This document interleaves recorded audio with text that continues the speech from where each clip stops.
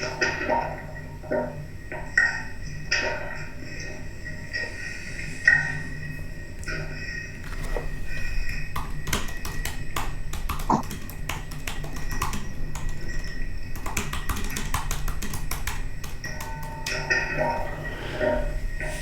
we're going to start the webinar in a minute or so. Just leaving people some time to join in case they have technical issues or anything.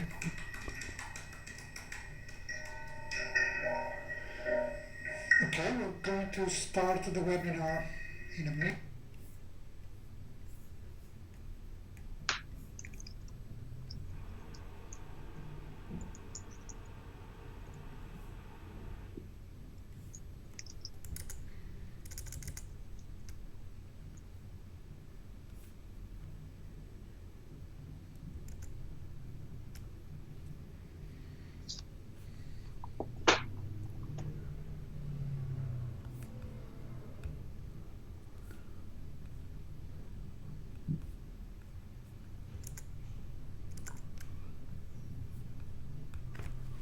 Okay, let's start.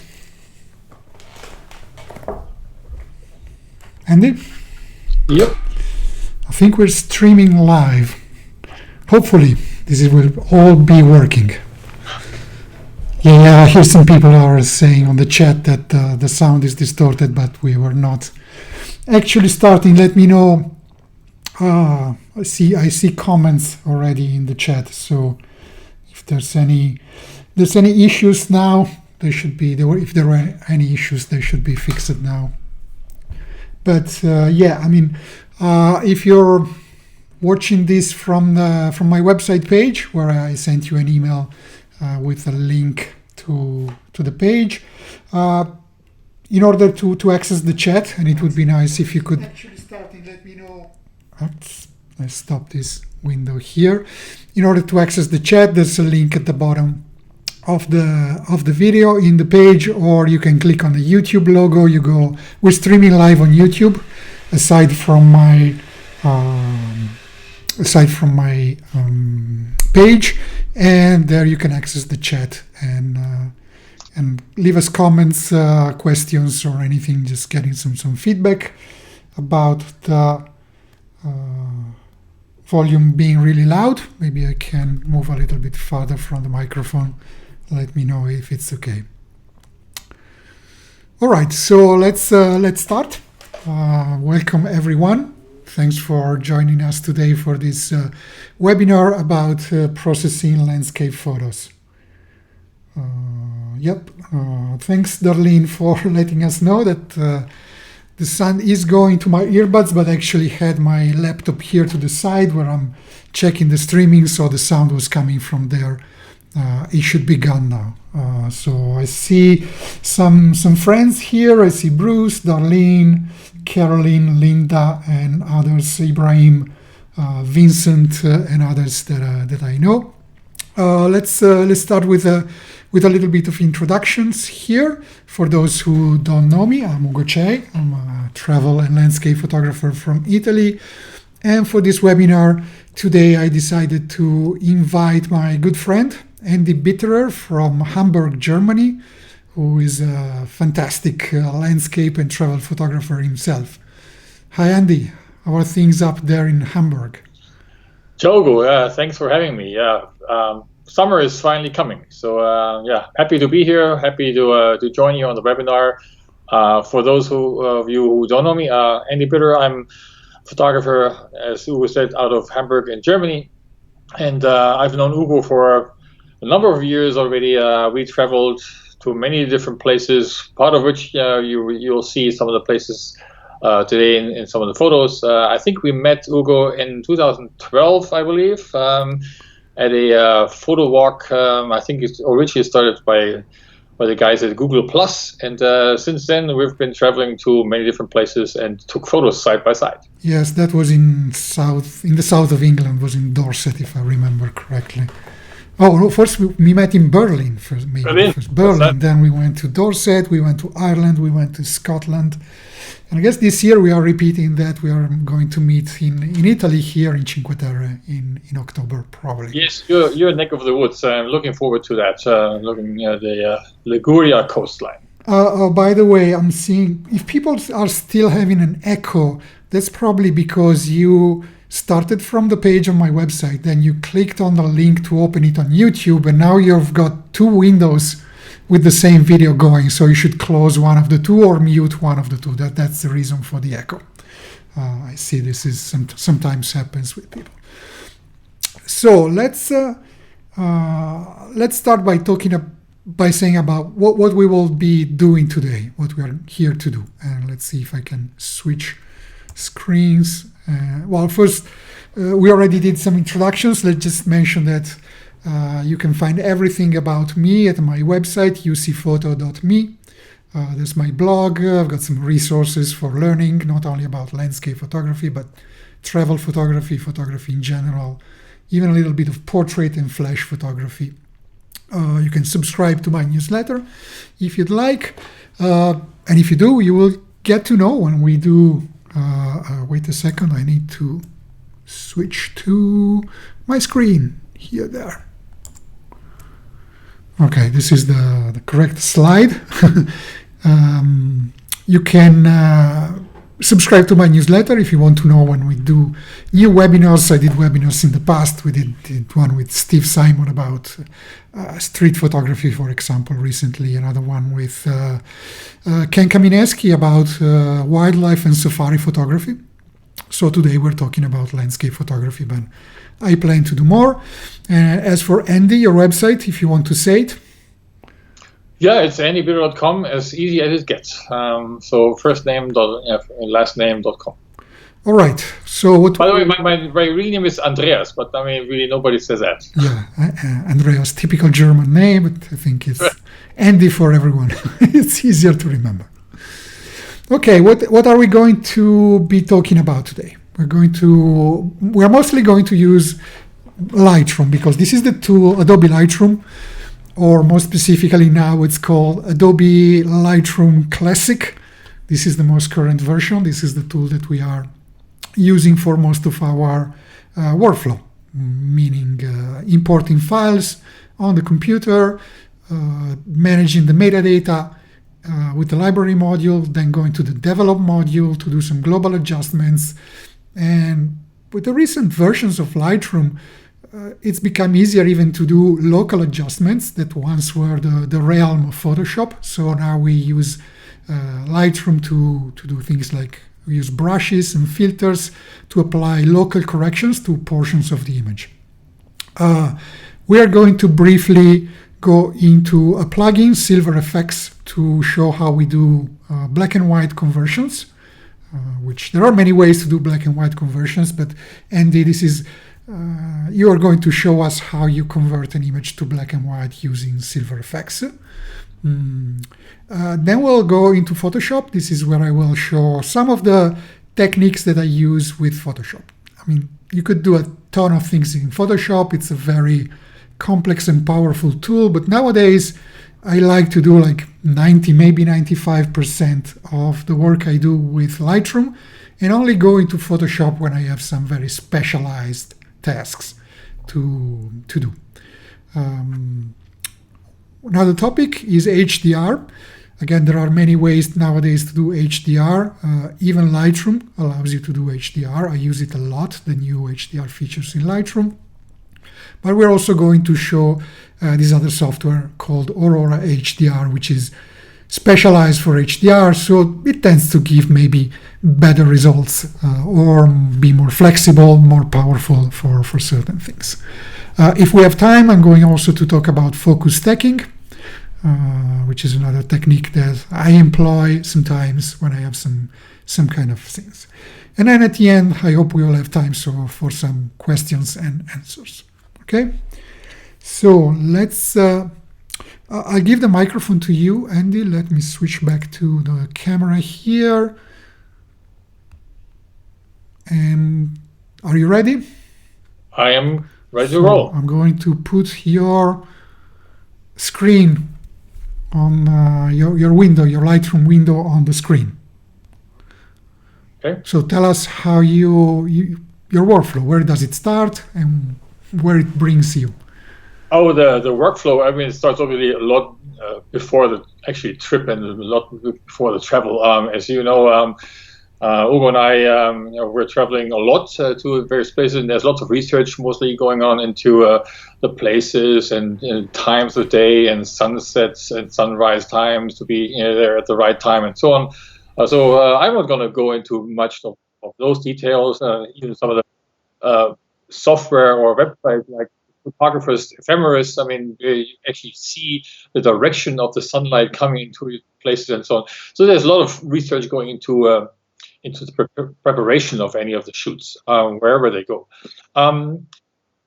Once you're actually on site, on location, and you have figured out where to shoot and what to shoot and so on, there's obviously a lot of kind of thought into framing of the picture, and then there's a lot of thought to where you keep all the images. So obviously on your cards, and then there's something that I typically do with backup and so on. So I don't want to go into all that detail.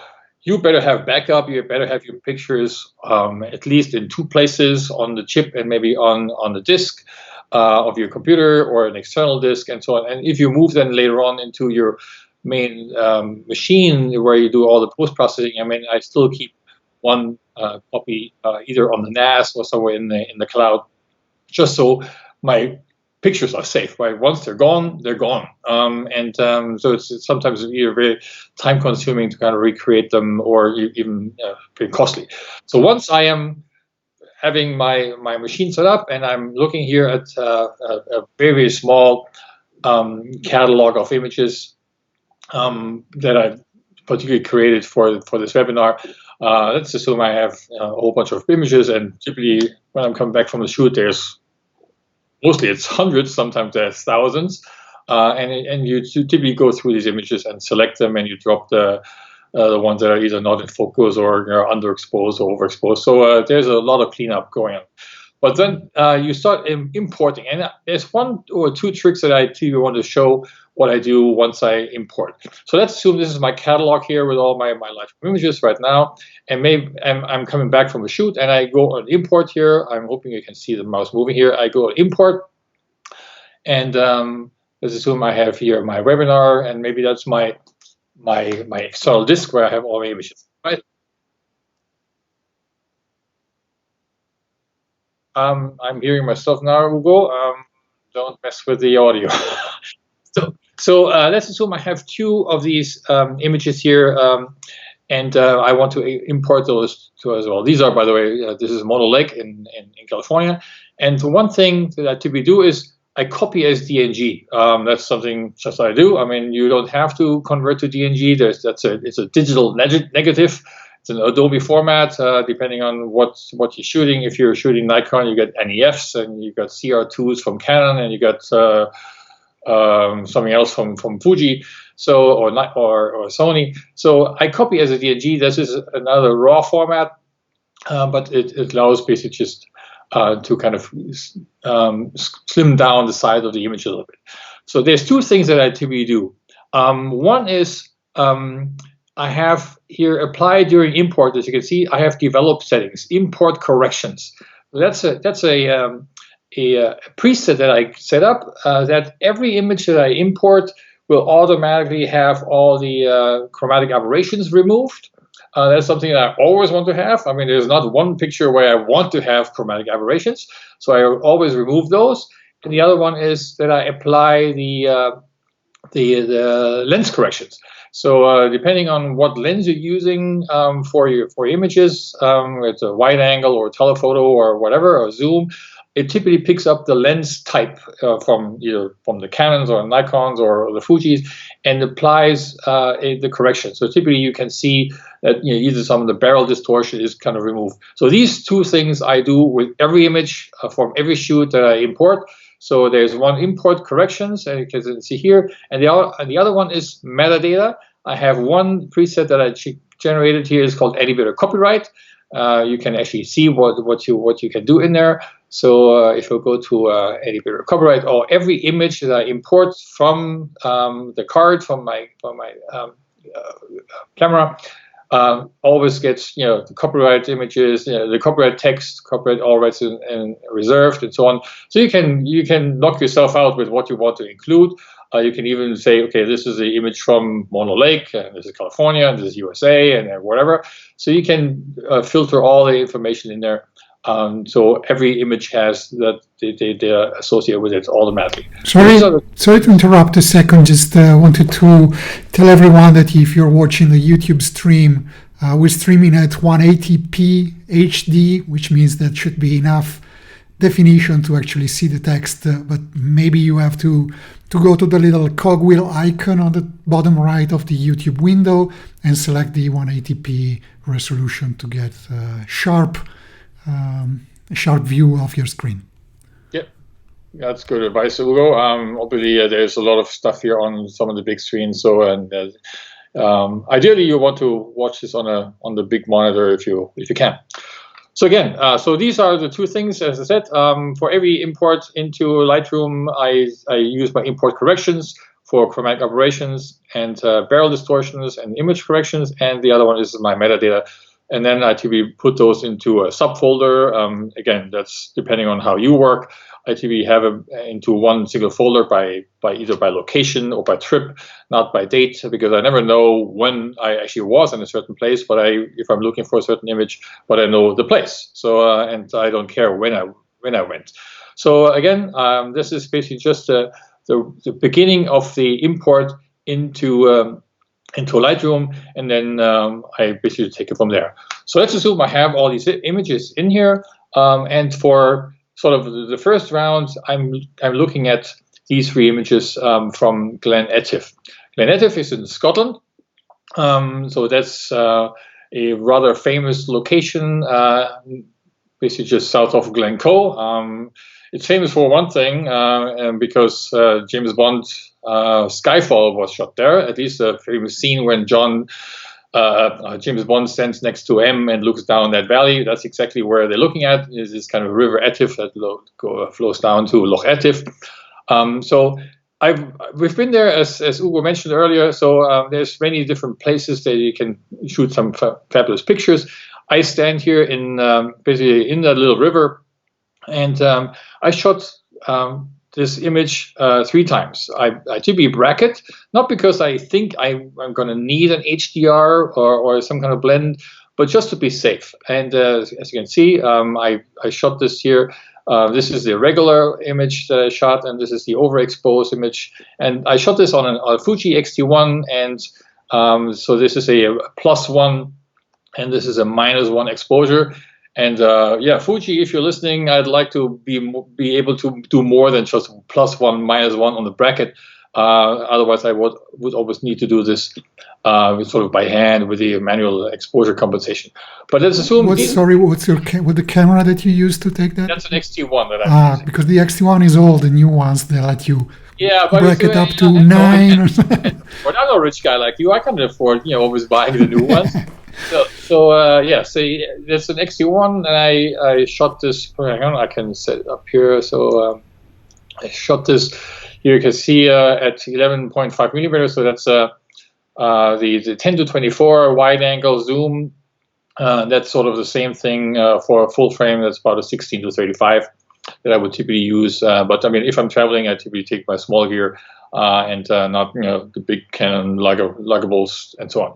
So again, so that's my first image that I want to work with, and it turns out that for the most part, even if I'm shooting brackets, the regular, the overexposed, and the underexposed, I end up just editing just one image, because I mean these sensors are able to capture so much information. So it's rare that I really blow out the highlights completely. So let's just go into develop mode and see what we would do to this image now. So right now it looks fairly flat. Well, it's a raw file. You can see it's a DNG file. I shot here at 300th of a second, and that's the regular exposure at a f7.1. So I want to have good depth of field, and I put the ISO to 200. So the other ones are probably a longer exposure. So I'm not a big fan of some of these silky smooth kind of waters. I brought one along from actually the same location a few years ago to see, okay, this is what people do when they do the really long exposure. This is a 30-second exposure from the same river that I shot a few years ago. So I want to have sort of these little waves, not just this kind of silky smooth kind of stuff going down. So what we do, I see that the sky is fairly bright. So the typical thing that you start doing is taking down the highlights, and you can see there's a little bit stuff going on here in the sky, so you can actually see some clouds. So it's not just this gray matter, so way up top. At the same time, I am always wary of the highlights and the dark. So the histogram is something that I always keep in focus here. So as you can see, there's two little triangles here. So this is the lower exposure, the height shadow clipping, and this is the highlight clipping. So what you see, for example, shadow clipping, I turn it on, and you can see here down on the rocks, I can see some blue spots, which means that this is where it's just pure black. I can start taking some of the shadows out.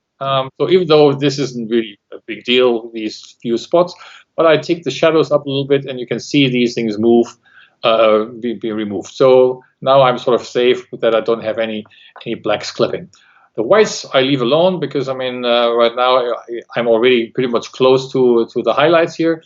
If I would, I turned up the highlight clip here. So if I turn up the white, so even though the highlights, you can see some of the red kind of coming in from the clouds. I don't want any of this. I don't want to have any issues here with the highlights. So basically just leave the whites alone, the black as well.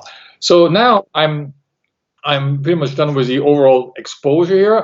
Sometimes it helps to put a little bit of clarity. The clarity looks in pretty on the midtones. If I move this a bit further up, it seemingly sharpens the picture. So that has to do with the bright to dark spaces that are getting a little bit more contrasted. So that's what clarity does. Be really careful with this because you go all the way. It turns really ugly very, very quickly. So I'm always very, very careful with that. So that's where I just leave this right now. Vibrance and saturation are also something that I always use. The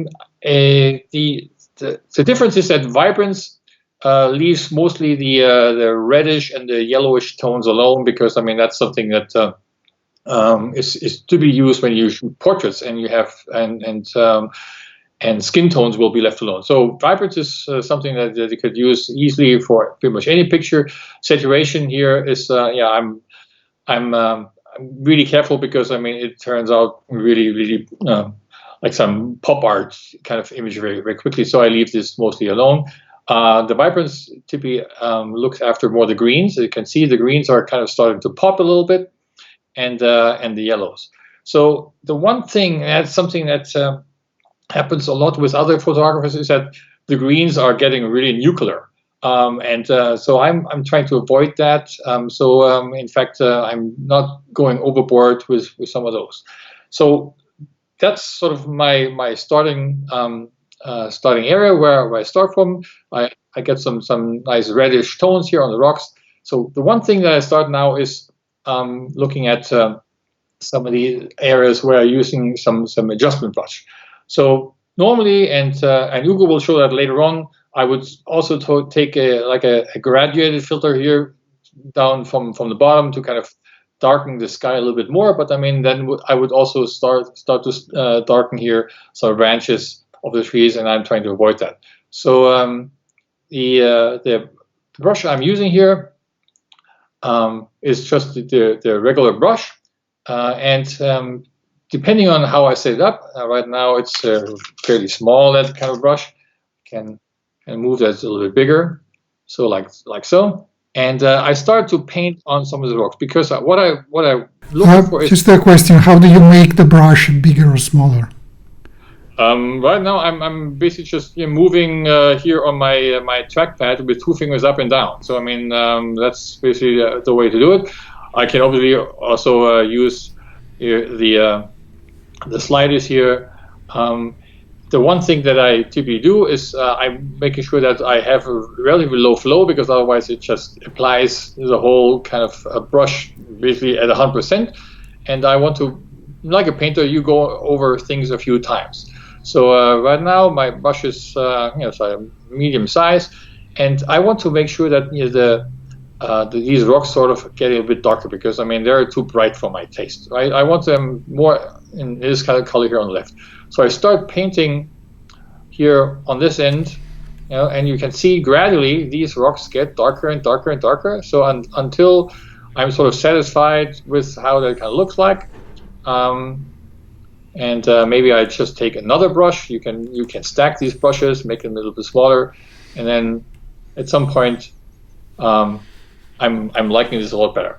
So the next thing I want to do is I want to kind of raise the whites a little bit on some of these waves here. So I create a new brush, but now I'm not going down with the exposure, I'm going up with exposure. I'm not sure where I'm going to start. This is almost one stop.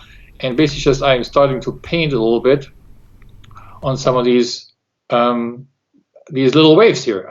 So let's see how that kind of turns out. So in order to kind of generate a little bit more contrast, also down here a little bit.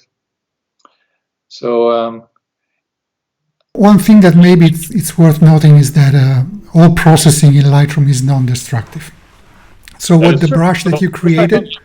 Exactly. I mean, the one thing I want to show is that if I'm pressing the O keys, and then you can see this kind of red overlay that says this is where I applied that.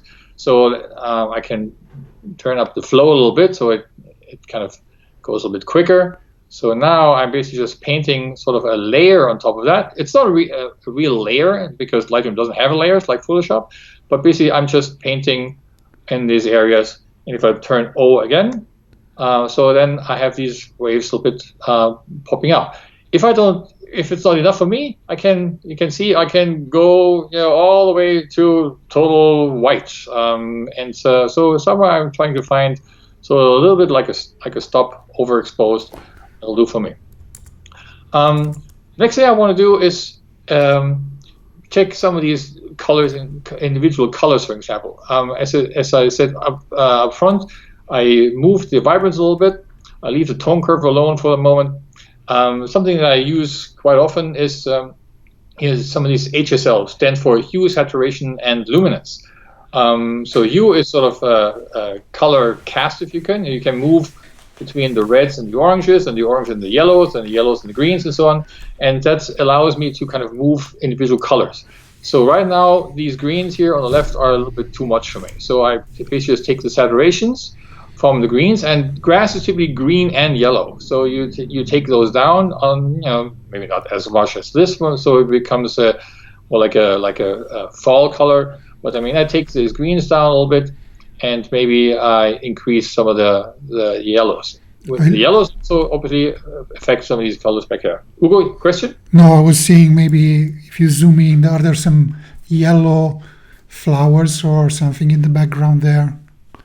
Yeah, you can see how you turn up the saturation on the yellows, and those start to pop up really more very selectively, which is great.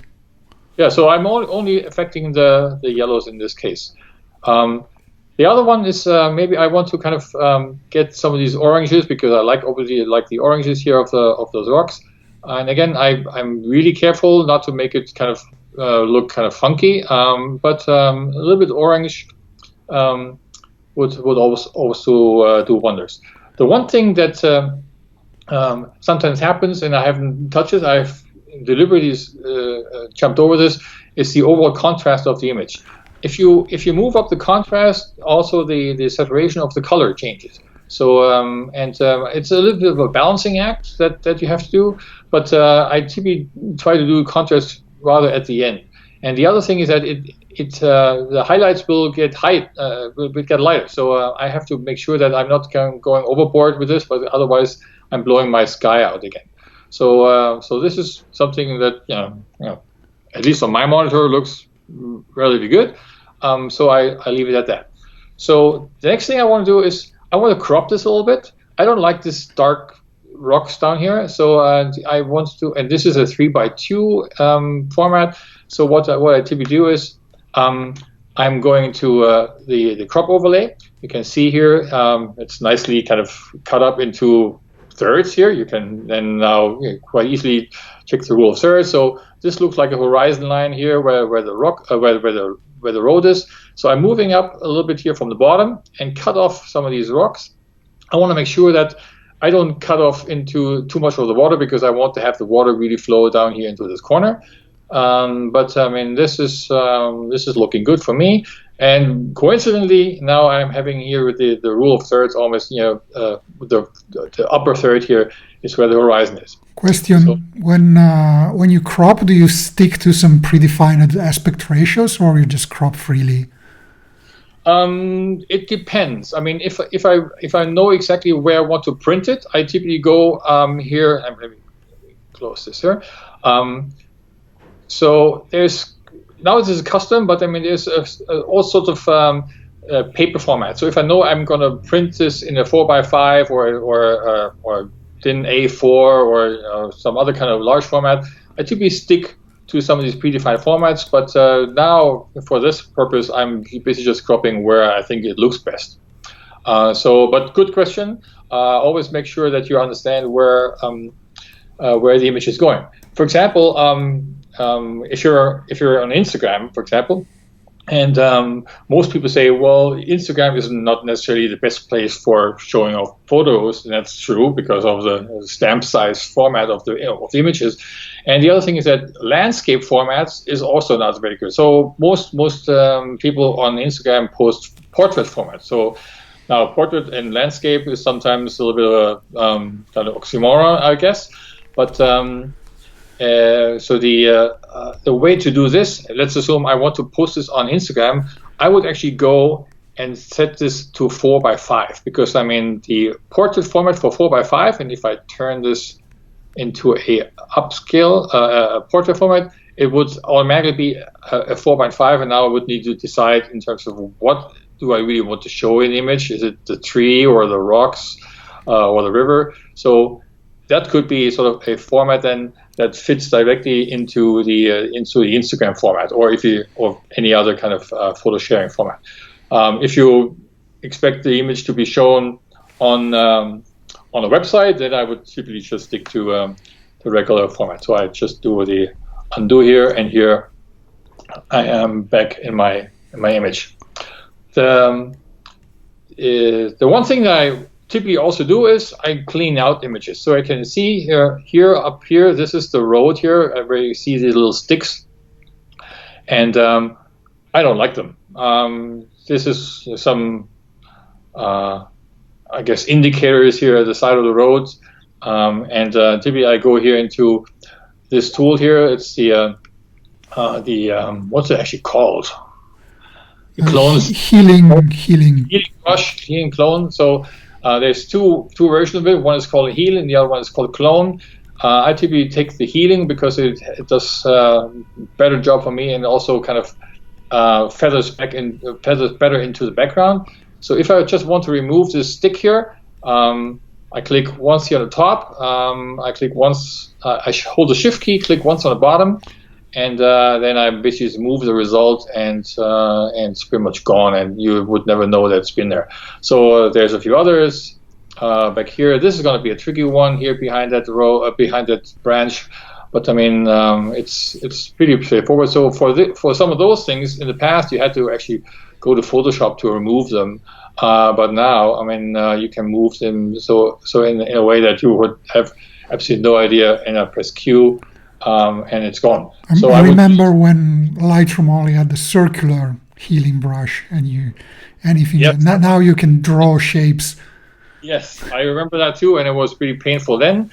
But now, I mean, you can pretty much have any format and remove all rocks in any kind of shape.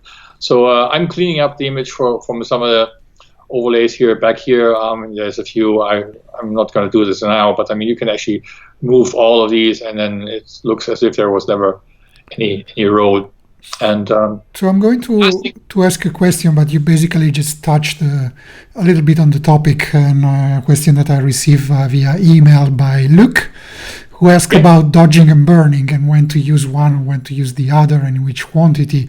And we're not talking about dodging and burning here, but use the brush to brighten a section of the water, which is akin to, is that dodging or burning? I never remember which one makes things bright. I think it's dodging.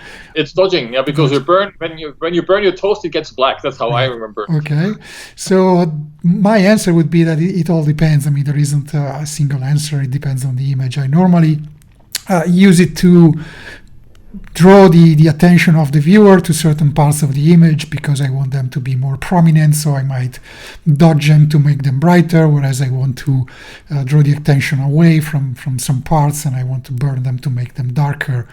But in the end, it's all a matter of taste and choice. There's no clear and cut answer to that question. And which quantity? I would say the quantity that doesn't make everything look very unnatural. As long as it's plausible, the darkening and the brightening of scenes, like making the foam in the water a little bit brighter to make it pop more, it's still plausible. You don't want to go overboard. So that's my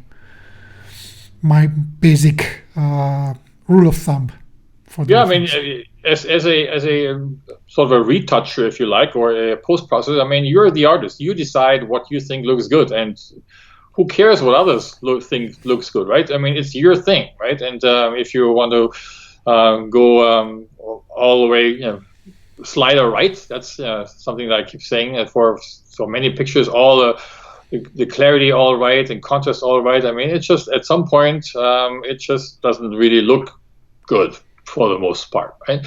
So I typically leave split toning alone for landscapes, but just to show you what this does is that it puts a little bit of a color cast on either the shadows or the highlights. So what I typically do is the shadows in most areas are more of a bluish color, right? So I set it to some kind of blue, and then if you watch now, everything where I move the saturation slider, everything where it's dark, it becomes a little bit bluer, right? You can see the sky doesn't change much, but I mean down here in the water and the rocks where it's dark, I mean they become bluer and bluer and bluer.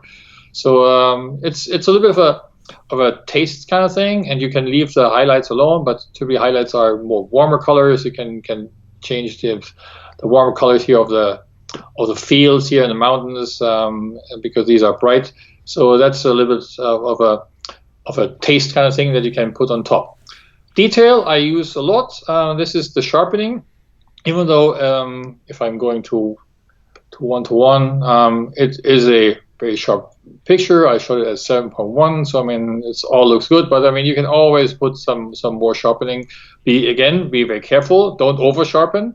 So I typically have the sharpening slider here with the amount somewhere between 30 and 40. I typically don't go further than that. The one thing that I always do, and I recommend that you look at that, is you mask out what you don't want to sharpen. So right now I want to sharpen here some of the rocks, some of the waves, here's some of the grass, some of the stuff here on the tree. I don't want to sharpen the sky here or any kind of flat surface because there's nothing to sharpen. Right now it tries to sharpen those too. What you do is you press the option button here, at least on Mac, not sure, I'm not a PC guy, probably the control, or command, whatever it is. And I put the masking slider here to the right. And what you see now, everything is white is sharpened, everything is black is not sharpened. So you can see the sky is basically not sharpened, some of the branches are, and some of the rock areas are sharpened. Down here, you can, if you watch here in the lower corner here where the dark areas is, when it's black, there's nothing to sharpen. So you can see it's also staying very, very black there, so there's nothing to sharpen. So now I've masked out all the areas that I don't want to sharpen. And sometimes I'm checking whether I'm generating any halos here on some of these areas, because that's what you want to avoid here. When you have too much contrast and you sharpen too much, you get some kind of edgy edges, what's it called? Sharp edges here between the bright and the dark spots. Now this looks fine, so I sharpen the image. and depending on the image, every once in a while I put some vignette around it. By the way, here you can see this is for the lens correction that I mentioned at import. You can see some of the profile information that basically just says, okay, which of the lenses you've been shooting with, Canon, DJI from the drones, Leicas, whatever you got. There's a profile for each of these lenses, and that's to be what you want to have applied. Okay. Here's the last effects here for this image. A little bit of a post-crop vignetting, and I go too much here. I take this slider all the way left. You can see what happens from the corner, and you get the image darkened, and you can see it even turns to black. So normally I stay somewhere between maybe -5, -15, -10, somewhere there. So what it does, it takes the edges a little bit darker, and so it focuses sort of the viewer's attention more towards the middle of the image, which is where all the action is, with all the rocks and the water and the waves and so on. I find that just like with the clarity slider, when we started using Lightroom, and everybody went overboard and crazy with the clarity, and it's also the same with the vignetting, and everybody's done, because it's so easy to use, and people, now as time passes, we learn to be more conservative with that. Yes, don't even start looking at some of my early HDR images. I mean, now I want to puke when I look at them. But I mean, you can see now if I put them side by side. So this is sort of the image where I started, a little bit flat, and this is where we ended up. And I guess if I would do it again, I probably would end up somewhere else, but sort of in that vicinity of the image. I can take Shift Tab so you can see them in large. So I put those all the way. So this is sort of where I typically go with some of my images. From an image that looks okay, but I would never print this.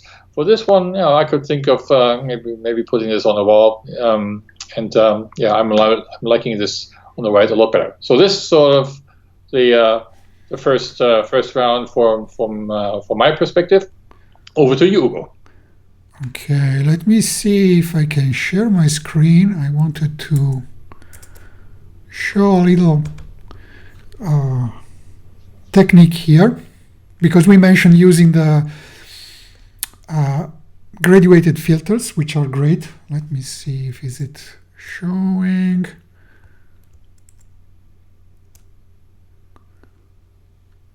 Okay, it's just I'm looking at the stream there. It's delayed. I hope it's showing my Lightroom screen here. Yeah, very good. And I'm looking at this image here that this again was taken in Scotland on the Isle of Skye. It was a fantastic sunset that we happened to be near this old cemetery and ruined church. And I already applied some, like you did before, some global adjustments to this image. And I'm pretty happy with the overall tones and so on, except for the sky. Because what happened here is that it typically happens when the sun was setting, but the light of the sun was behind the lawn of the cemetery here. And the cemetery itself, the lawn was in the dark, was in the shade. And the light, the shade, everything that is not hit by direct sunlight tends to be cool in color, whereas everything that is hit by the setting sun tends to be warm. So I had everything. The green was very bluish, was very electric. So I shifted the white balance in this image towards the warmer tones to have more natural warm light on the ground. The effect was that even the sky turned too warm for my taste. And I wanted it to be cooler, to get more blue in the sky. Also, the sky is very bright because everything on the ground was in the shade, as I said, so it was very dark. So now that I've got this starting point for this image, I want to make the sky bluer and darker. So a typical way to do that, I'm going now into the develop module by clicking on develop, or I can hit D, and I can use the graduated filter which is also can also be invoked by typing the M key. So if I type the M key, the graduated filter, if I click and drag, it creates, let me see, a filter which I put at an angle, and it's covering the sky. And in my filter, I'm taking down the highlights to make the sky darker. And the temperature, I want it to be bluer. Let me see. Where is it? Sorry, I got not this one.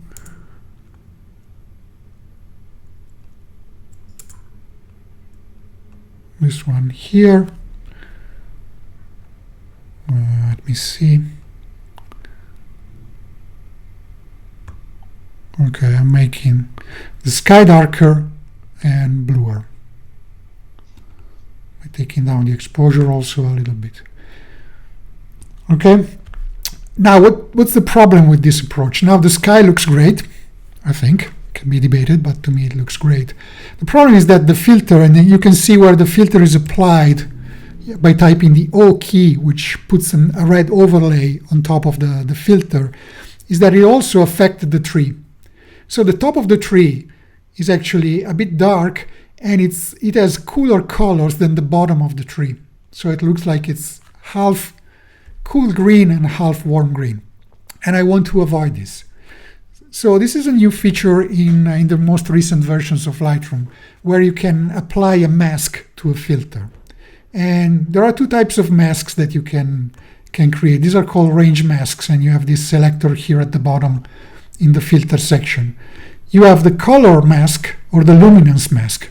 Here I'm going to use the luminance mask. The luminance mask will allow me to select a range of luminance values where the filter is applied, and not apply it where it doesn't match those luminance values.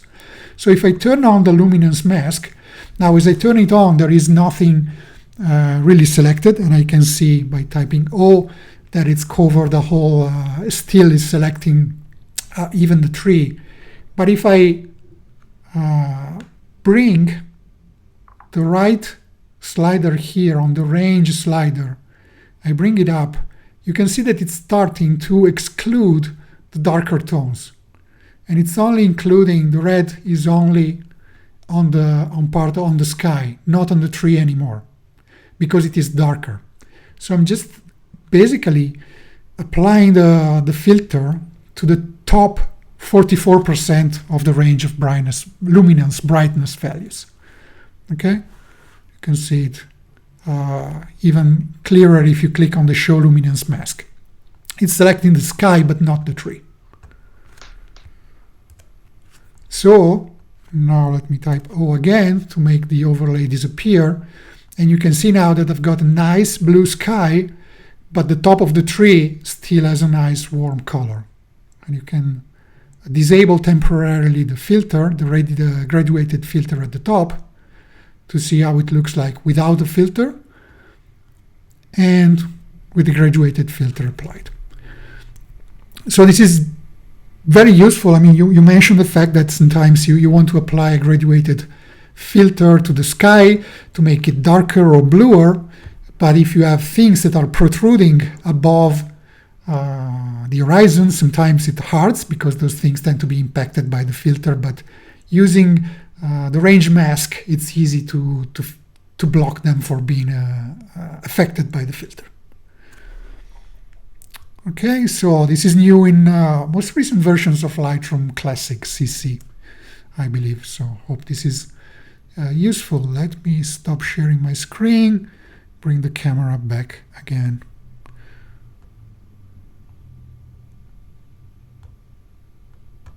Or would you also do it the other way? It's getting very dark here. Would you also do it the other way around? That you said that in the dark areas, in the shadows, obviously where the light is a bit bluer, that you would just take another graduated filter from the bottom, and increase the lumens of the grass a little bit and the trees, so it kind of has a bit more balance. Yes, you definitely can do that. when we use the gradual filter on our cameras, it's great. We typically put the dark part against the sky, but we can also do it the other way around and put it against the ground. And the same we can do in Lightroom. We can apply filters to any sides of the image after the fact. You can apply even multiple filters at once. Yeah. Of course, if you're using a real live filter in front of your lens, you can't cut out the tree, right? So that line goes right through that tree, and you can't do anything about it. Okay, so you want maybe to talk about black and white conversions now? Yes, absolutely. Thank you. If you put my screen back up, so there's this image here that I shot a few years ago in Norway. I'm a big fan of Norway. I go up there almost every year to the Lofoten archipelago and on the Arctic Circle. So this is from there, where we traveled along some of these fjords and hiked some of these mountains. So this is a nice image. I like it. The one thing, obviously, there's an issue is that it's a lot of contrast. There's some very dark areas here in front of that old boat, and the sky is almost blown out. So normally I shoot for the highlights. So I always look that I don't burn out anything. But if you look at the go to the develop module. If you look, where I want to go, there's already a few places where I'm clipping highlights. As I mentioned earlier, if I'm doing the highlight indicator here, everything that you can see red is already too bright. There's no information whatsoever anymore in that image. Now, this is snow, and snow is white, so I'm kind of okay with that, because, I mean, even though I could kind of take it down a little bit, so if I've taken the highlights down, which I did on the previous image, so now gradually all my my super highlights here from the sky suddenly get some color back, and I don't have any clippings anymore in the snow. Now it's still, if I zoom in, it's still very bright here, but hey, it's snow. It's supposed to be white, right? I don't think I can expect to see any individual snowflakes here, so I think that's fine. So just like Ugo just did, I would probably take a gradient filter here also and darken that sky a little bit more, like a half stop, and I would just drag one of these things here across the top.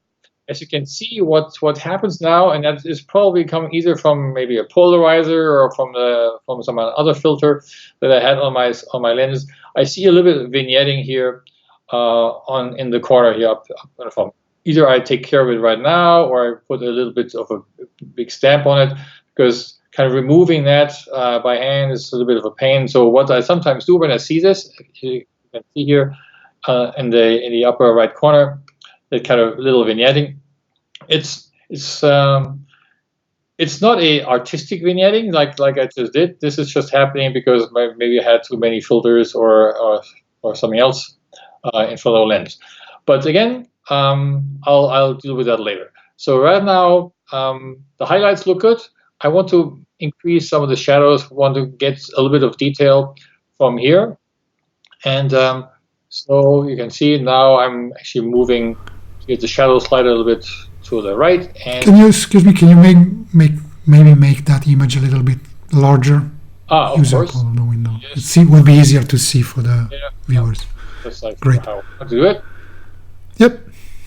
So now I'm sort of balanced. I have some really dark areas here, and I do this all before I actually go into black and white, because I mean there is not a lot of color. It is a lot of blue. Obviously, this is when did I shoot this? Hang on, let me press I. This is I shot this in February up in the Arctic, so there isn't a lot of kind of green obviously on the grass. There's no flowers. The only color is actually from the red cabins, the so-called Roabur in Norway, and some of the boats, but everything else is just blue and a little bit of yellowish, brownish tones from rocks. That's it. So this really lends itself to being converted to a black and white. But before I actually do that, I want to make sure that all all the global adjustments are sort of put in place. So again, a little bit of clarity. Sometimes there's a wonder. You can see here on the mountains, so you can actually get a little bit more contrast between the snow and the rock places. I don't need to take care of any of the colors, vibrance, because it's going to be black and white. Another way to kind of put some kind of contrast is with the blacks, but as you can see here, down here in the shadow, down from the boat, I'm already clipping my blacks. So I think from a regular perspective here, this is good enough. So what I do now is I typically, when I think of black and white, I try multiple versions. There's a way to actually just click here, black and white, right? And voila, here's your black and white. I'm not typically a big fan of some of those conversions. There's this kind of default black and white mix that it turns into, it always takes down the reds, the oranges, and yellows, and then it moves up the blues and the purples for some reason. So it generates the S-curve. I just pressing Ctrl Z, I'm going back to this color, and I do this normally in SilverFX. SilverFX is one of the tools from the original Nik collection. So Nik was I believe it was a German company that produced a whole bunch of plugins. And if I go here to my image and right click and say edit in, you can see there's a whole bunch of tools from that collection, SilverFX and analog effects and BBESA and color effects and so on. Nik was then bought by Google a few years ago, and then they kind of, I think the original price was like 150 euros. Google then said, oh, well, never mind, it's not going to be a big revenue generator for us, and they gave it away for free. And it continued to stay available from Google for free until, I think, was it DxO, somebody bought it, and now they're charging for it again. So they're saying, well, they're going to improve it. I haven't seen any new versions of it, but again, these old versions work for me. If you're lucky and you Google Nik collection by Google, you probably still find some kind of zip file, DNG file, and you can still use it as plugins in Photoshop and Nik. And these tools are really great. So I'm taking this edit here, take it SilverFX Pro. What it does, it launches an output and an export kind of filter, and now I can decide how I want to actually have SilverFX work with it. Typically, it's a TIFF file by default, but you can also use it as a PSD, so a Photoshop file or a JPEG. I'm obviously not a big fan of TIFFs because they're so big, but I mean, I typically apply some compression, either some LGW or some zip, and the rest I just leave alone. 16-bit is fine, and resolution 240 is also fine. The one thing is important is you want to edit a copy with Lightroom adjustment. So all the adjustments that I just did in color will be put into this TIFF file, and then it will be handed over to SilverFX. So I say edit. Now you can see here I'm preparing file for editing, and it's too fast for me to talk because this is a fast machine. So now I'm in SilverFX, which is another plugin. Can you see it? Or is it, do I need to share this again? Because there's a little bit of delay. It's okay, we can see it. Okay, so this is now the first rendering of SilverFX of this black and white image. What they do here is they have a few sort of presets, right? There's called neutral, underexposed, and you click on underexposed, and now you're getting an underexposed image. There's an overexposed, so like a high key and low key, something with high contrast, and then there's something with high structure. So it's again like a massive clarity filter. And what you see now is that there's a lot of sensor dust that I should have kind of removed before I actually go here. You see all these various spots. I clean those out later on. I haven't noticed those because it was too bright, but now with some of the black and white conversion, I see some of that sensor dust that I need to clean up. So now I need to decide, where do I go? Do I actually go dark with this image? For example, here is a low-key image rendering. That's too dark for my taste. They're even more low-key. So at some point, it's too much for this particular image. Again, but these are only presets. What I typically end up with is a preset that is called Fine Art.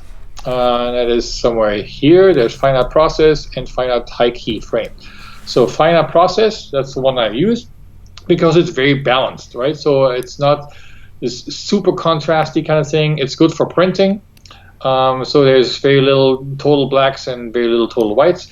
And now I can start adjusting some of the individual areas. So it's a very different concept here from Nik compared to Lightroom. But let's assume I want to have a little bit more clarity, a little bit more structure here just in that boat. What I do is I use a control point. That's something that they use in their software. I click on that control point and I just move this here over in the middle of that boat.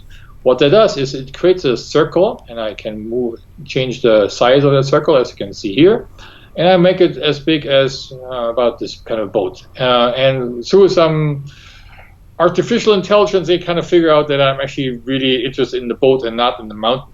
So, and I can now have 3 sliders to it. Brightness, I can sort of increase or decrease the brightness of that kind of area. Typically, I leave that alone. And I just notice that that circle is just way too big for this, so I'm just going lower, smaller, and I increase the structure of this a bit. So now you can see some of the structure here in the woods here is kind of increased, and so on. So I can take a few of these control points to various areas of the image. I can either increase the contrast, increase clarity, brightness, and so on. And then depending on where I am in the picture, I can also move the various colors. Now there isn't any colors anymore, but there were. So the sky here is obviously, it used to be blue, and if I take some of these blue sliders here, you can see that everything is or was blue is kind of either brighter or darker. And because there was a lot of blue, it really applies to a lot of different areas in the image. So if I want to have that sky a little bit bluer, I can do that. Coming from originally being an analog photographer, I shot film for, I don't know, 30 years or something. So I obviously had another set of filters with me, and you can actually apply almost like a real life filter from black and white days. So for example, if you wanted to have, I'm a skier, so I went to the mountains, I want to have the sky really dark, I put a red filter. If I put the red filter on here, you see, suddenly the sky or anything that's blue gets dark, because that's what red filters do. You can now decide, do you want to have yellow filters on it or orange filters? And again, it depends on what you like. Yellow filter looks good to me, so I got lots of contrast here. I got a nice sky, snow looks good, mountains look good. So the only thing that I need to make sure is that, what do I do about this vignette? Maybe I'll leave it, maybe I just crop it in so I don't see it anymore. So that's something that I would then do either later on, either in Lightroom or maybe in Photoshop, to basically just copy part of that sky into the corner if I like so. There's other kind of filters that I sometimes use. As you can see, there's even another vignette that I can use. There's a multiple, it's called lens fall off, because every lens has a vignette. And then there's various functions here that I can use. Obviously, that's a little bit too much, so I leave the vignette off. And then there's something that is called burn edges. That's something also from the film days, and you can burn some of the edges, so it doesn't only apply in the corners, but also on the sides and the top of the bottom of the image. But again, I don't like that so much. And if you really want to go full fine art, you actually can apply even some image borders. So if you really want to print this with a white image, white border, you can do that. I'm not sure exactly which one is the total white one. There is some funky one that's supposed to look like film, I guess. So you can put this around your image. And here, the last one. 14 is a white border and 13 is a black border. Pick the one you like. Let's pick the 14. And so it basically just put this around the image. The only thing I need to do is click Save. What this does is it generates now the image, applies all the various filters you like on top of it, and then it moves it back to Lightroom. Why does it have a red filter? Red rim, because it's pure white, and that's the sort of a highlight. So I need to kind of turn the highlight indicator off. And here you go. This is your image back from SilverFX as a black and white rendering in Lightroom. And now I can either print this from here or continue to sharpen it and do whatever I want to do it. So it's a round trip from Lightroom into SilverFX or any other kind of tool from the Nik collection and back, and now can continue there. And that's a black and white conversion that I do a lot. So again, that's one more trick here that I wanted to show. Remember I mentioned here some of these, I mentioned the sensor dust that, hey, I want to go this way. See, and I have a few of these spots. There's one way to basically just go one by one and basically just try to find them. I press the Q key, and which is the brush here, and basically just move this over here. I click once and it's gone. And a few of those I can see quite easily. Yeah? I just click on those and it picks up an area from somewhere else and it's gone. Sometimes you don't see them all. What you can do is you click Q to actually set up the brush, and then you click A, and it basically just turns into a black and white, almost like a sharpening filter, and you can see there's one here, so you can actually see them much easier on that kind of image. If you go the visualize spots all the way, you can actually see where you have some of the spots. Okay, this one I would have seen with my naked eye, but now I'm basically just cleaning up the image, obviously before I send it to the printer. So again, it doesn't really matter when you do this. Normally I would have probably done it in the beginning, but I didn't see them, so I do it here sort of in the last step of this. Again, sharpening is the last one. We covered that already in the other image, but that's basically how I do most of my, well, pretty much all of my black and white conversions. Great, thank you. Let me show another technique that I sometimes use. We've seen before the issues, let's call them issues, that sometimes happen with skies being not as nice as we'd like. And you can use the filter, the gradient filter in Lightroom. If you have the most recent version of Lightroom, like Lightroom Classic CC or whatever Adobe calls it nowadays, you also have the range mask. But not everyone has Lightroom. Not everyone has the latest version of Lightroom.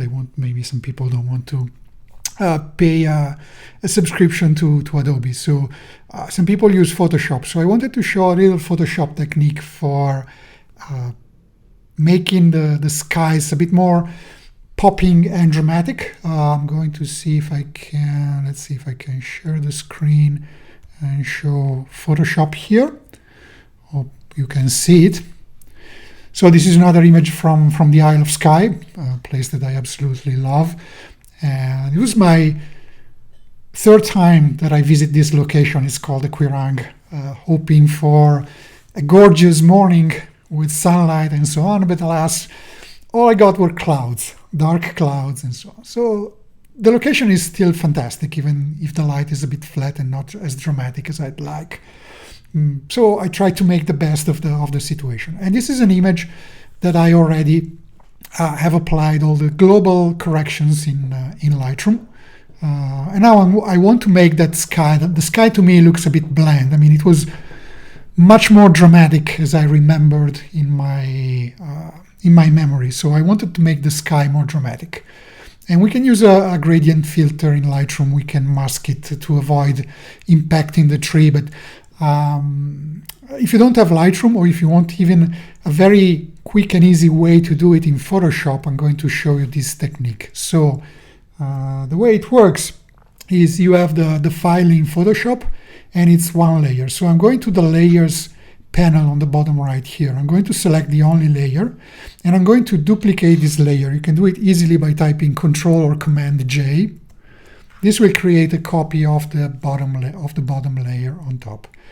And now I'm going to select the bottom layer, make sure the bottom layer is selected, and go to the Channels tab instead of the layers. And you can see here the the RGB image and the red, green, and blue channel. If you look at the blue channel, you select only, you'll see that it's much brighter where the sky is, because typically the sky is blue, or even if it's gray, it's bluer. It's a cooler color than the ground, which is all green and brown. Even the leaves in the tree, you see how they are neatly stand out against the sky, right? So what I want to do is to create a selection from this channel that will allow me to apply an effect only to the areas that are bright in this channel here. The way you can do it is, if you look at the bottom of the screen, there's a little dotted circle outline.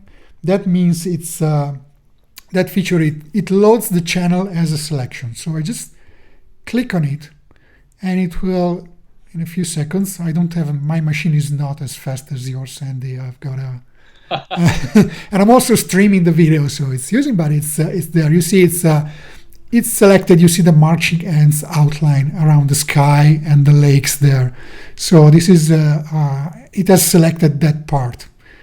If I go to the layers again, I'm going to select the top layer, and you see the selection here. And I'm going to create a layer mask. The layer mask you created, with the little icon at the bottom that looks like a tiny Japanese flag. This creates a layer mask from the selection.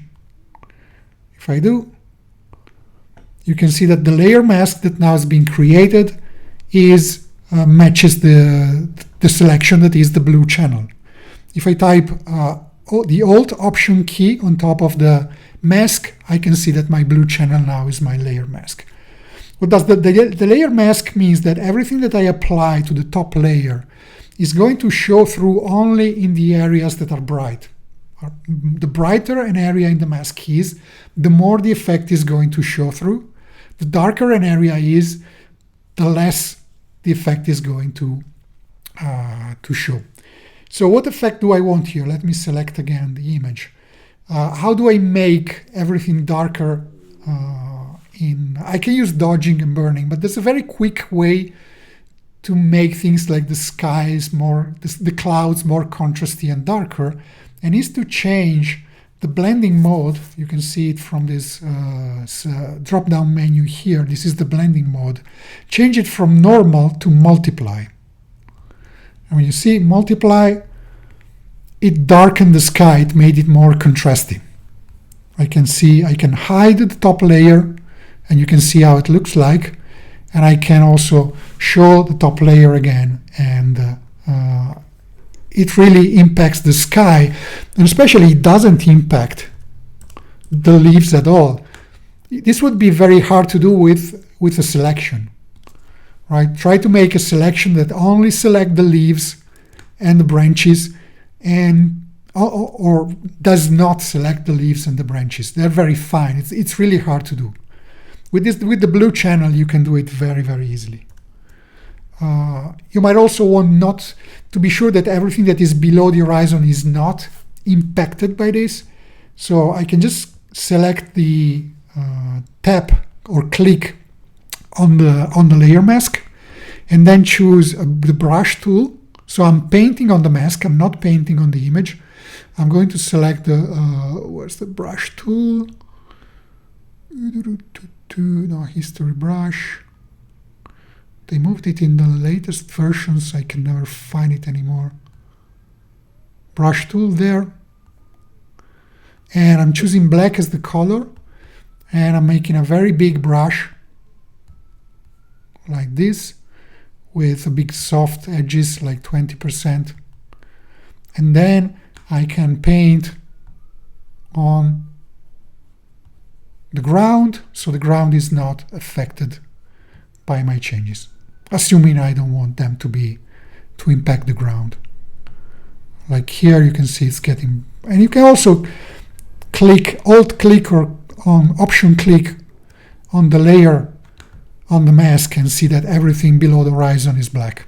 So if you want to preserve the ground, I want also to make the brush a little bit smaller, to go on that hill at the top there, too small, maybe like this, and preserve it from being impacted. Okay. And then again, I'm in Photoshop. I can just save and go back to Lightroom. If I started from Lightroom, I can see the difference from before and after.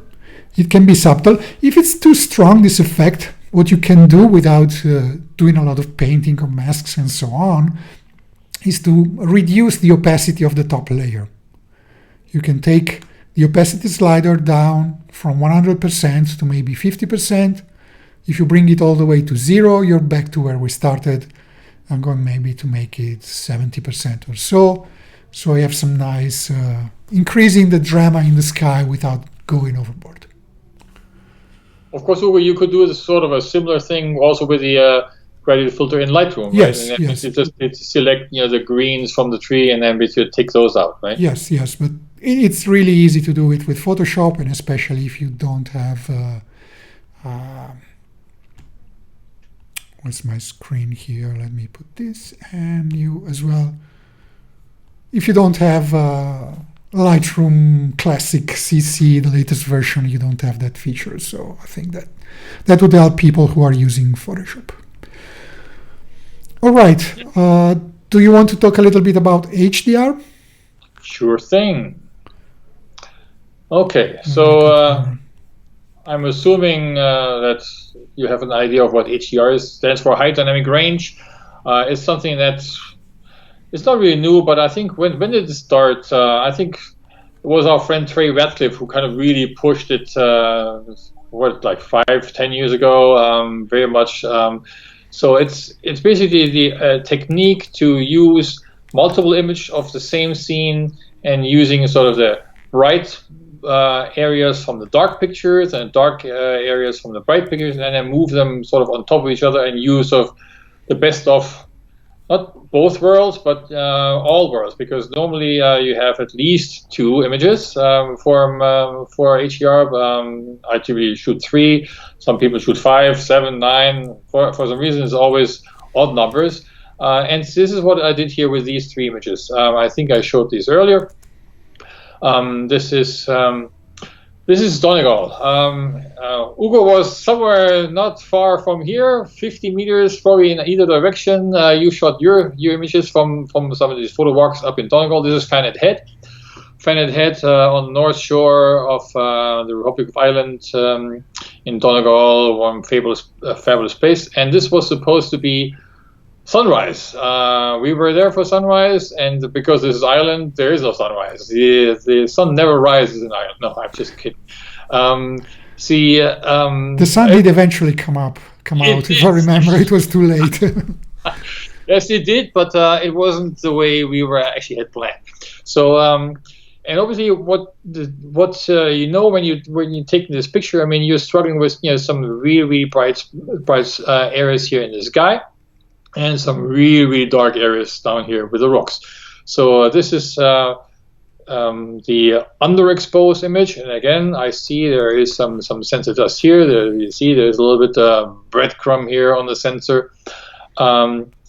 But again, we can take this out anytime. This is the underexposed. This is the overexposed.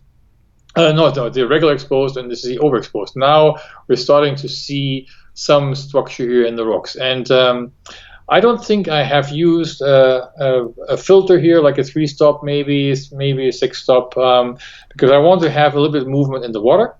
You can see this is shot at 0.6 second and f18. So I obviously want to have a little bit of movement in the water. That's why I stopped down. I also want to have lots of depth of field from the cliff here in the front all the way to the lighthouse and the mountains in the back.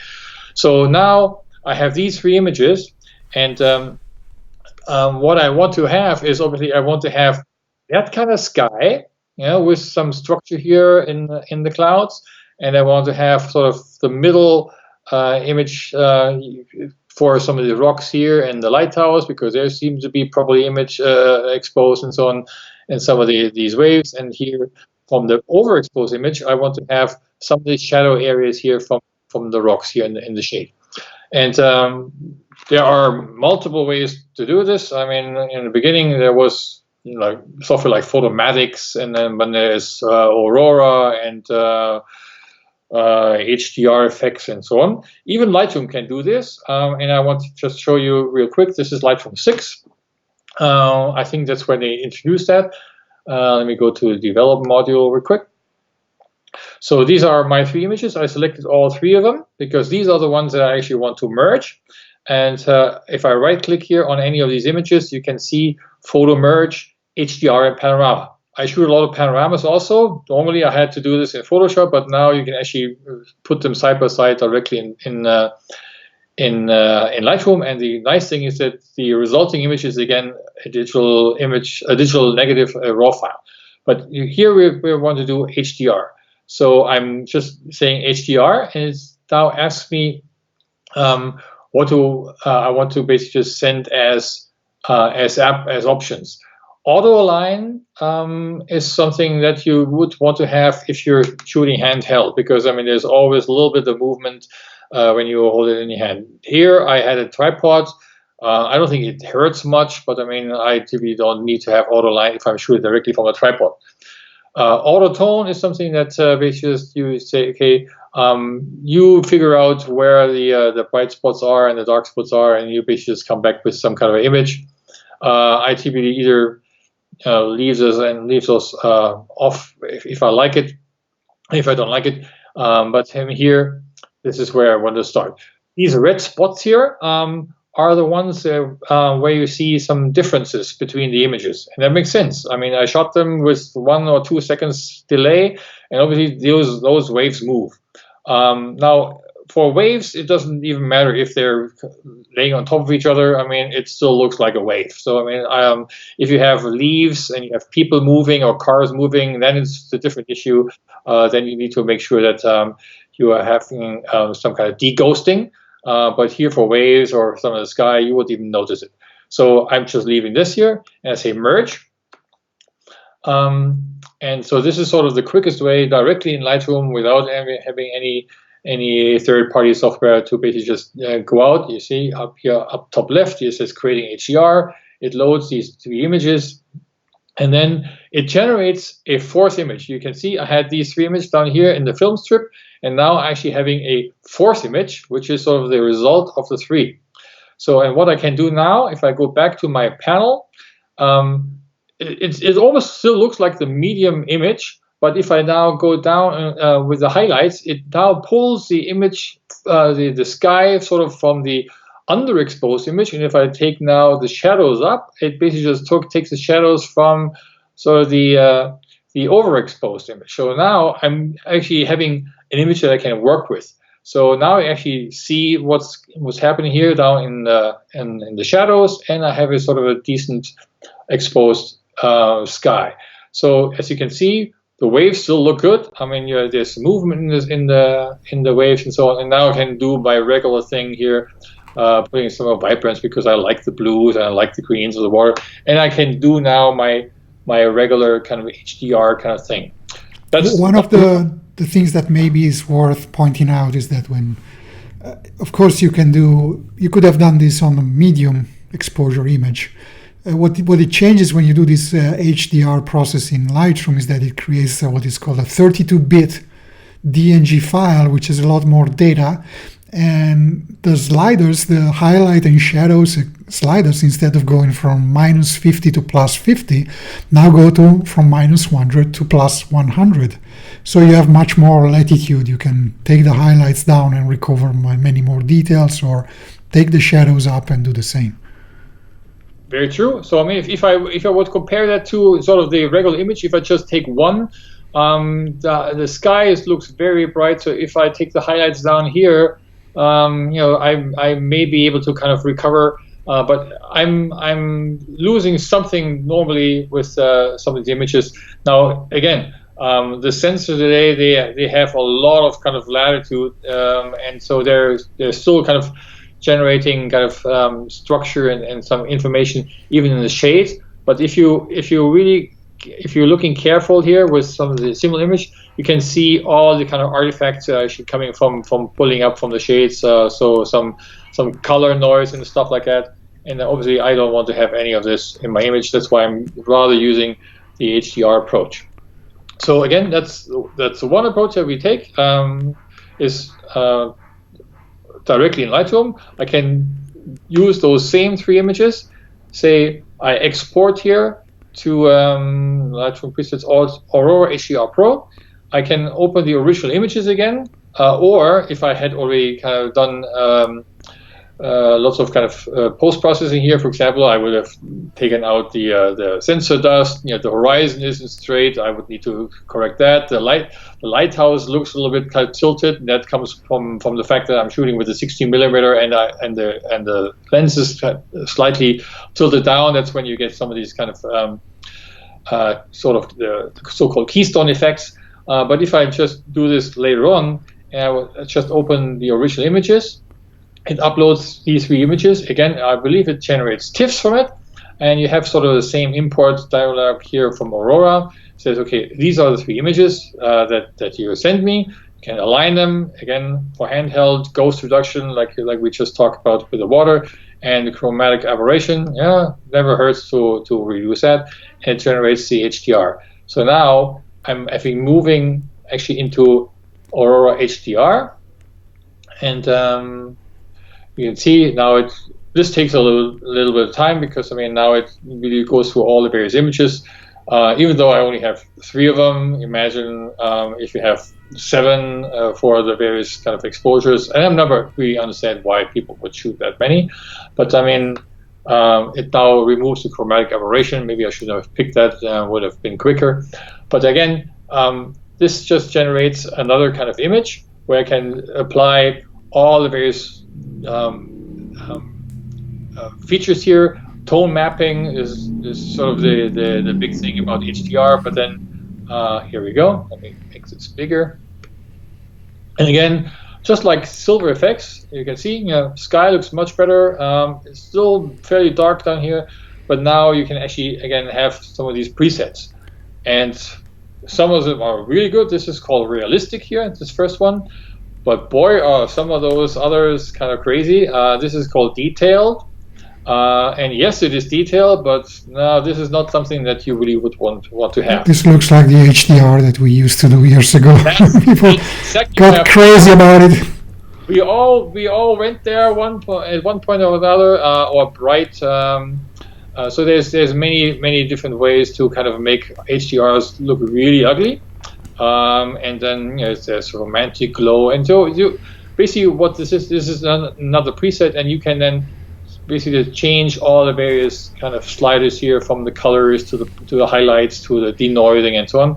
I typically just leave it at realistic, because I mean that's sort of not messing with any of the contrast and the saturations and so on. So again, the highlights have already been pulled down. You can even pull them down a little bit further.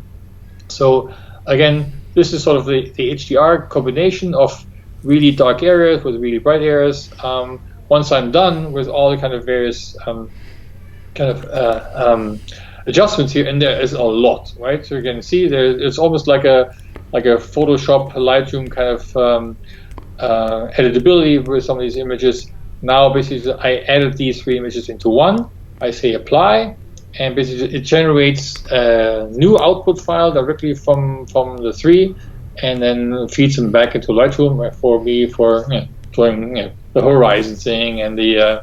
Do you see a difference between the Lightroom HDR results and the ones you get from Aurora? Do you prefer to use Aurora for a specific reason? There's a lot more flexibility in Aurora than in Lightroom, because I mean Aurora has many different, many more sliders that I can use. But it really depends on the image. I typically try at least 2 or 3 different kind of HDR renderings before I decide which one is really giving me the best results. I'm trying to avoid the HDR look, right? I shoot a lot of HDR and blend them a lot, but nobody would ever come to me and says, this is an HDR image, because I want to avoid that it actually looks like one. So it looks like like a single image without having any post-processing from an HDR kind of tool. So that's my goal, to make it look not HDR. But I used to use Photomatix for many years, and then I think I typically start with directly here in Lightroom, put them together, and if I like the results, I typically just stay there. Only for some really complex kind of or high contrast images, I go to Aurora then. But sometimes I just play around with it and say, okay, well, this is what I like best. For example, here the result from Aurora, this looks like I have a lot of kind of blacks here. So it turned into a rather contrasty image. So I would need to kind of move the blacks out to quite a bit if I even can. Again, that's okay. I didn't spend too much time in Aurora itself, but I mean here all these blacks are pretty just dead black. So I mean there's no way to actually get that back. But overall, I mean, it's just yet another kind of tool to kind of come up with sort of a combined image, because just one single shot in many cases just doesn't do it. And that's sort of the workflow again. Out of Lightroom, taking the images, moving over to Aurora, adjust them there, and then move back into Lightroom for final touches and maybe prints. So I'm having fun here with some of the one feature of the software that you use to do this live streaming. You can pull in comments from the YouTube channel and put them on the screen here. So we've got Darlene from DPM says that, essentially Aurora has way more options and more control than just merge to HDR in Lightroom. And just to answer Susan's question, you don't export the HDR from Lightroom into Aurora. You do it either in Lightroom or in Aurora, starting from the same three or 5 or 7, whatever images you shot initially. Yeah, I typically shoot just 3. I mean, depending on how contrasty the scene is, I sometimes go 2 stops over, 2 stops under, and sometimes even 3 if it's like bright sunlight and really dark shadows. But it really depends on the image, on the scene. I do. I tend to do more if I'm shooting against the sun, and I have something dark in the foreground. Like the image from the cemetery that I showed before was actually in HDR. It was really the contrast in the sky was really high. Okay, one more thing that I would like to show here. Let me see if I can show my Lightroom screen here. I've got these 2 images that are of the same scene. They look very much similar, and actually they shot it with the tripod in the same exact spot, but there's a subtle difference there. Let me see if I can open this one, and if I zoom here on the log, again, my machine, I prefer to spend my money on cameras and lenses rather than fast computers. So it's pretty slow, but you might be able to see when it shows up. Maybe not on YouTube, but we're still seeing Singapore here. So maybe you want to just wait until the image comes up. Let me see if I can show.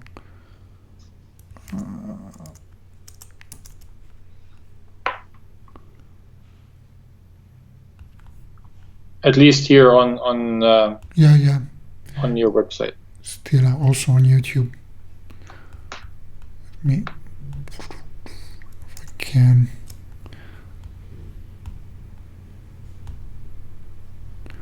Okay, now I should be streaming my Lightroom window. That was a little mistake. So if you zoom in here, I can see that I was focusing on the log, and I was shooting at f16. But because of the focal length, because of the sensor size and so on, f16 was not depth of field enough. And if I go to the castle in the back, it's not sharp. Okay, it's a bit soft because the depth of field was not large enough. So I looked at I zoomed in on my LCD and checked that it was not sharp enough.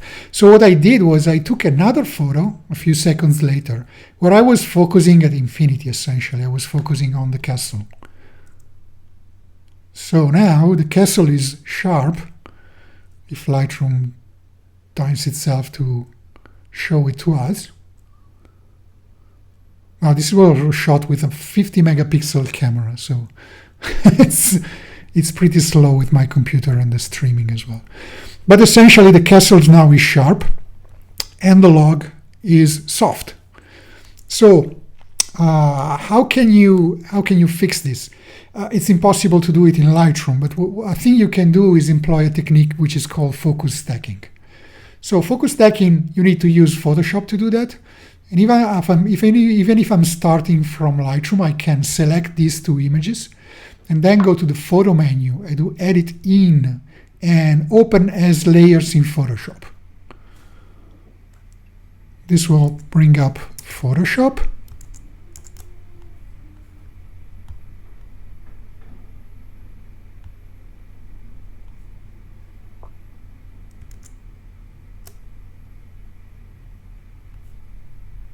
And it will load those images with some patience here. Okay, it's loading the images.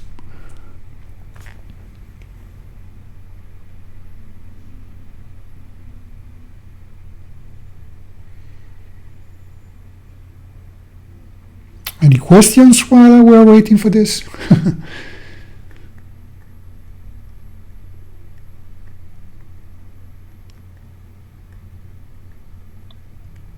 All right. Okay. Now it says, okay, you're loading.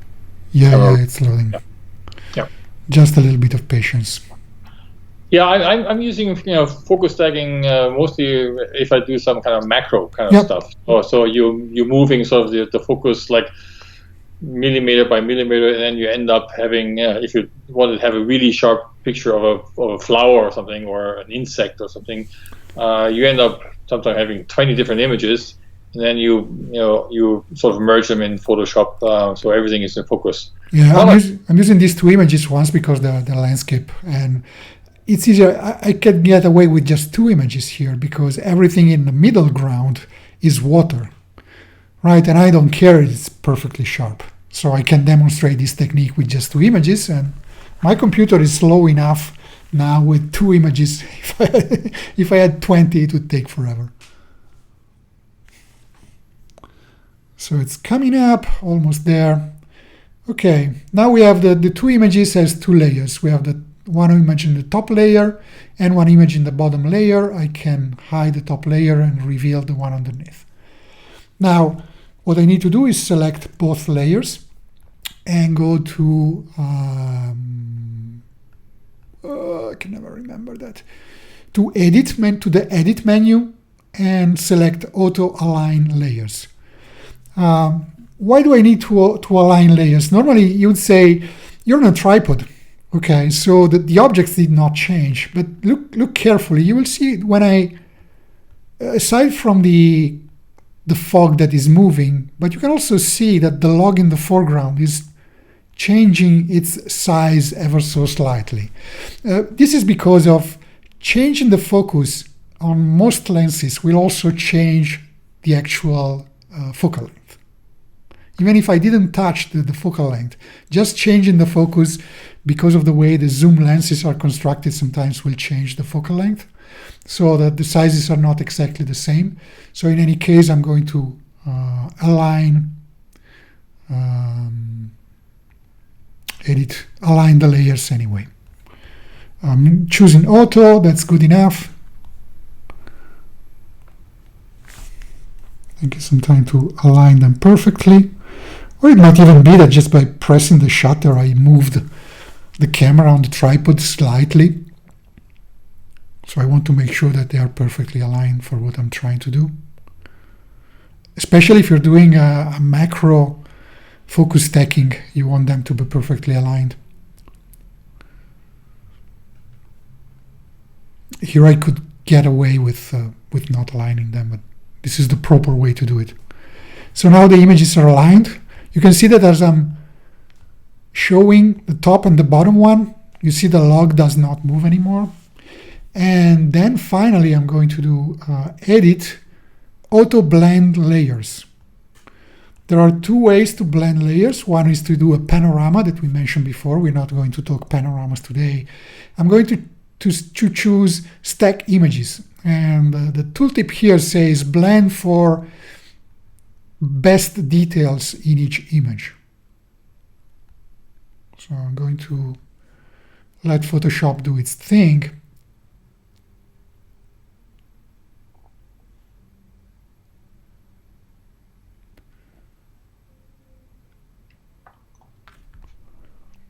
This is quite a computationally intensive process. Hope my streaming is... Quick question while we're waiting here. I mean, are you shooting this in manual mode so that you don't have any kind of different exposures, or do you choose still aperture priority? No, here I was, when I do when I shoot multiple images for either do focus stacking or a panorama, I make sure that I have everything in manual. So manual exposure, manual focus, manual white balance. Yep, I thought so. So now Photoshop has created a top layer which hides the bottom two ones, which is the result of merging them together. And you can see the layer mask here is, sorry, Alt. You see these parts, the white parts are the ones that are selected from the bottom image, and the other ones from the top image. Where's my pointer? Okay. Okay, so now I can just, I don't need all those layers. I can preserve them if I want, but I can just type Command-Shift-E. This will merge all the visible layers into one and discards the bottom ones. And now I can save, Command-S, and then go back to Lightroom, where it will be loading. Hopefully, in a while, will be loading my merged image, which will be sharp in the foreground and the background.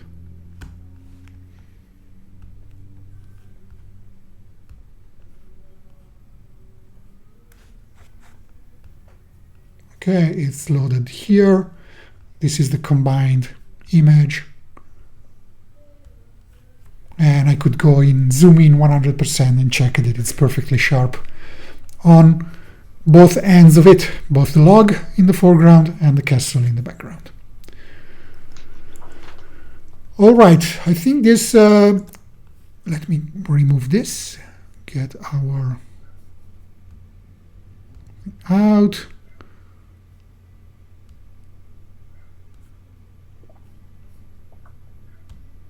Fix the screens. Okay, we're both on the screen together. Okay, I think we've covered pretty much everything that we wanted to cover.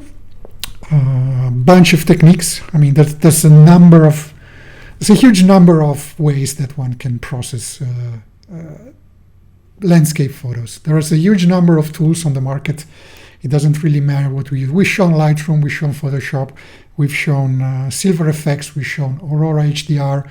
They can be used. They can all be used together synergistically. How do you say that word? Well, they work well together in a way. So it doesn't really matter which one you use. Use the best tool for the purpose.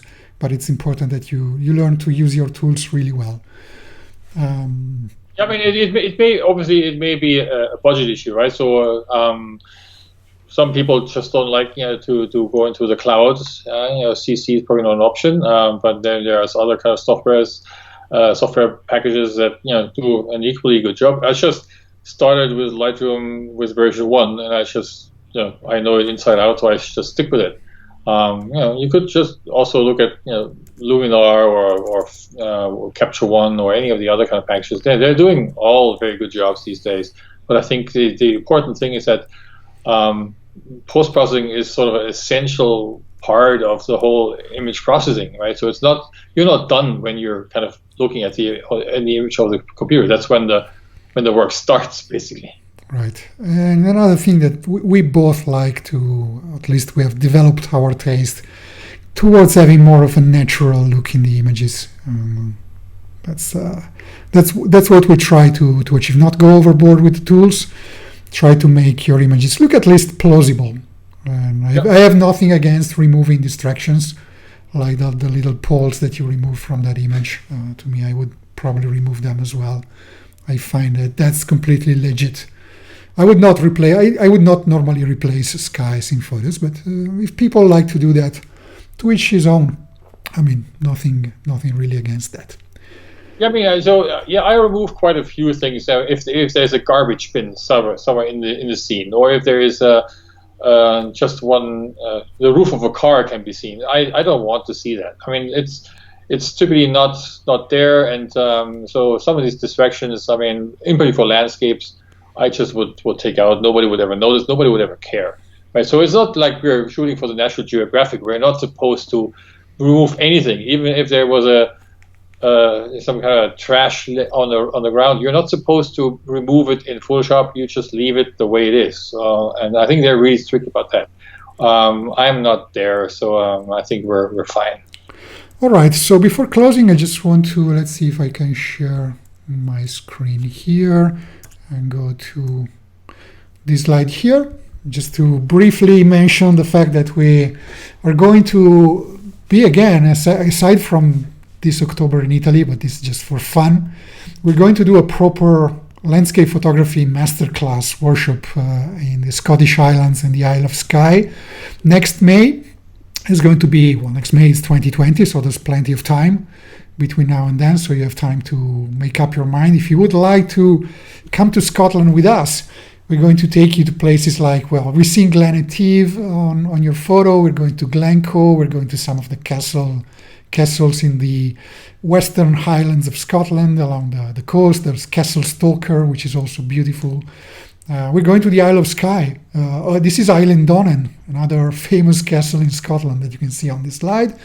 We're going to the Isle of Skye, we're going to the Old Man of Storr, the Quiraing, the Fairy Pools, and many other incredible places that we really love shooting. We've just, I've been in Scotland. We've both been to Scotland just recently, a month ago or so, and we've visited and spotted so many locations. So we're going to do a week there. It's going to be intensive. We're going to be driving around to lots of locations. We're going to be shooting dawn till dusk, as long as the weather allows. And we're going to really go deep into landscape photography. And we're also going to do post-processing sessions when we have the time, maybe if the weather is not good, or in the evening with a nice beer or a glass of whiskey for people who like alcohol, or some non-alcoholic drinks if you prefer. So here's the page where you can find all the information about these tours. It's at my photo tours page at tours.ucphoto.me/Scotland. Are you sure it's showing? Because it doesn't show on the website. So are you sharing it properly? Showing your slide. So I want to just make sure that people actually see what you're talking about. Yeah, this is starting to get on my nerves. Wait a second. But again, just to reiterate what Ugo just said, yes, we're actually taking a few people to all these various places. I just came back from a long road trip in Scotland to all these places that Ugo just mentioned, Kilchurn Castle and Island Donan and Castle Stoker, which is obviously famous for being featured in Monty Python, and and fantastic landscapes. Yeah, the Old Man Storr better be fit, because this is quite a hike up there.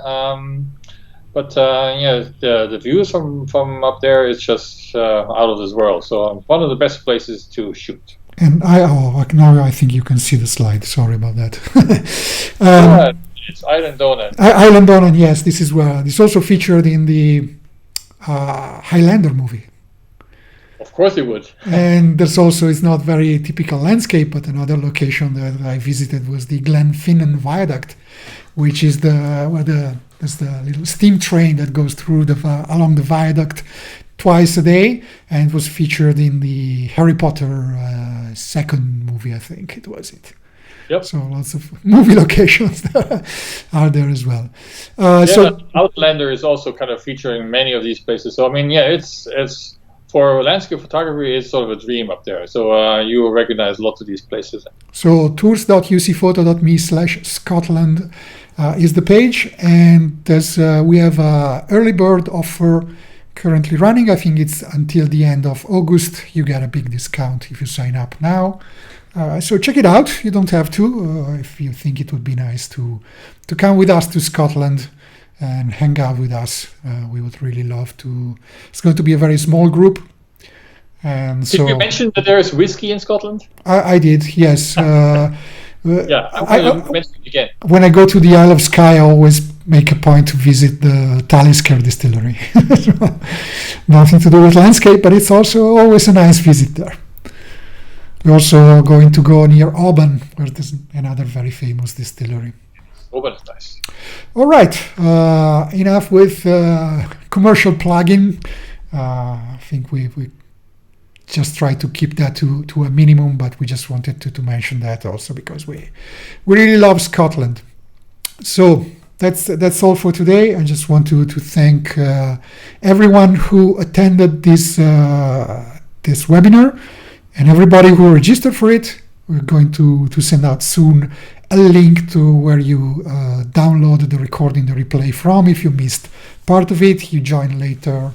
You missed the first part. It's going to be available for everyone who registered for it. So wait for an email for us. So thanks for attending. Thanks to you, Andy, for your time, for your expertise and deep knowledge of all things around image processing with all the various tools that you use. Thank you very much. I'll see you in a few months in Italy and then in Scotland next year. For now, bye-bye, take care. Auf Wiedersehen. Bye-bye, ciao. Ciao.